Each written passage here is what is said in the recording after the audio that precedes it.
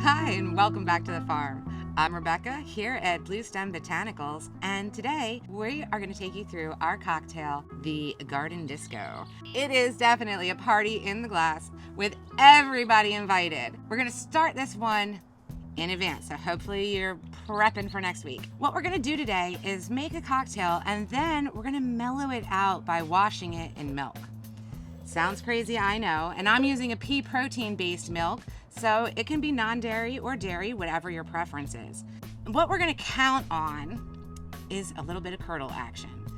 What we want to do is encourage the proteins in the milk to blend with some of those polyphenols, the tannins, the more astringent flavors in our cocktail, and then when it curdles, we're going to leave those curds and all those off-putting flavors behind so that we're left with a clear, smooth, rounded drink, perfect for sipping any time of year.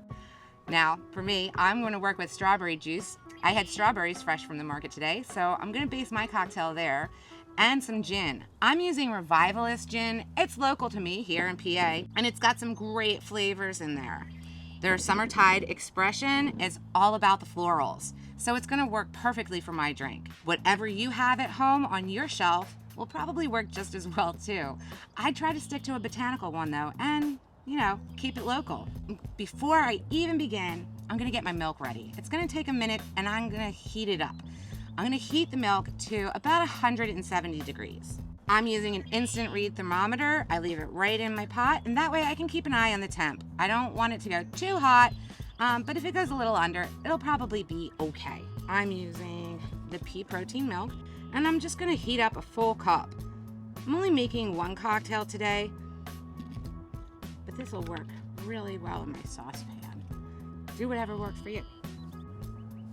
While my milk is cooking, I'm going to build the rest of my cocktail. So I'm going to start with 2 full ounces of gin. And if you're feeling a little nervous, it's okay. This is all going to be smoothed out when we add the milk. And we'll get another one in there. Make it full 2. Perfect. Now, for our garden dance syrup. This I'm so excited about. It's chamomile and anise hyssop, which is like a licorice mint, together in one bottle. It's perfect. And it really gives us a more complex flavor in our syrup. It's going to be really tasty. So I'm going to add a full ounce of this guy too. I like my drinks a little on the sweeter side. If you don't, you can take that one down to 3/4 of an ounce or even half an ounce if you'd like. Now, my strawberry juice. I juiced these berries at home in a juicer. If you don't have a juicer at home, that's okay. Throw them in the blender and run them through a cheesecloth, and you'll have a delicious strawberry juice in no time. Do 1.5 that. Next up are black fruit bitters. These are non-alcoholic bitters, so you can use them in a cocktail, a mocktail, or just add them to your soda like I do. They have so many great flavors all together blended in this bottle. You really don't have to think about a thing. We've got elderberry, Tulsi basil, and the wild quinine that's going to add that little bit of bitterness to it that we're looking for.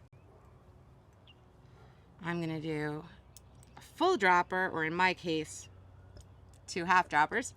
You can go a little more, but I wouldn't go any less. You really want to get those flavors in there. That's what's going to make it so special.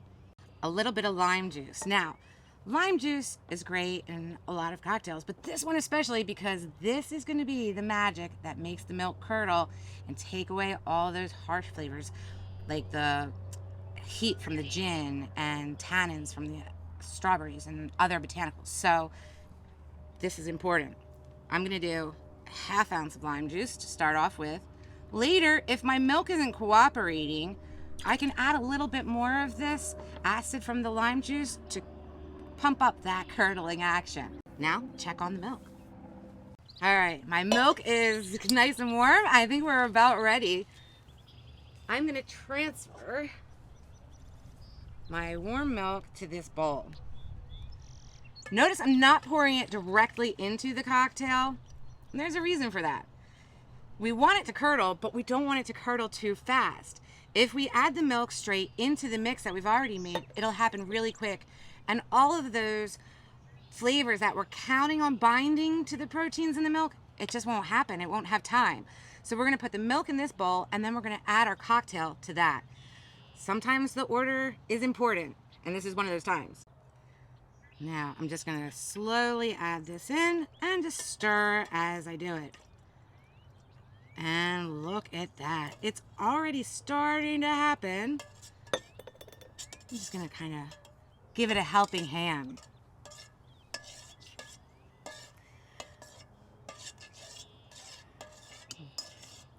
So now that it's started to curdle, I'm gonna go ahead and put this in the fridge and let it continue to work its magic.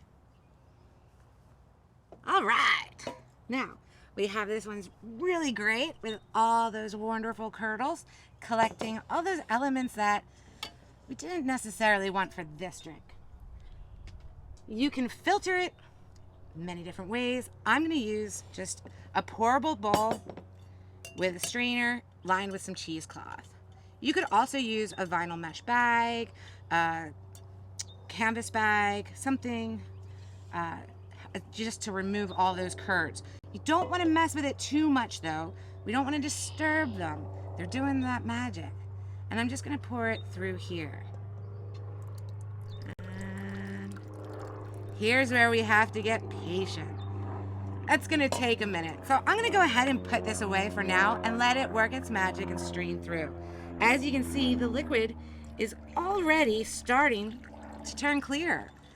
That means we've left behind all of those curds, but also the tannins as well.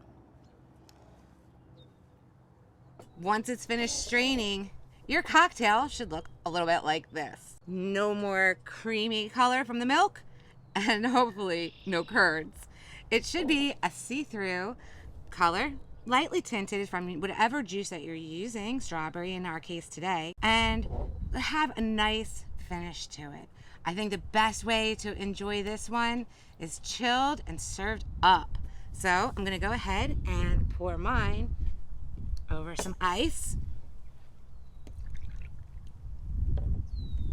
and give it a good stir.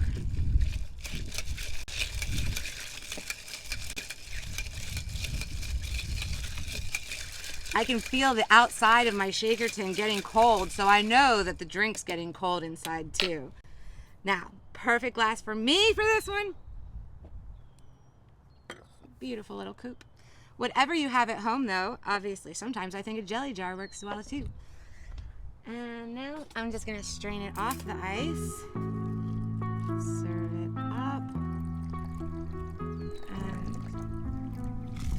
beautiful. Now, what I really love for my garnish on this one, since we did use the pea protein based milk, I'm gonna go ahead and grab some pea shoots. And these are just those little pea sprouts that you get, pea greens.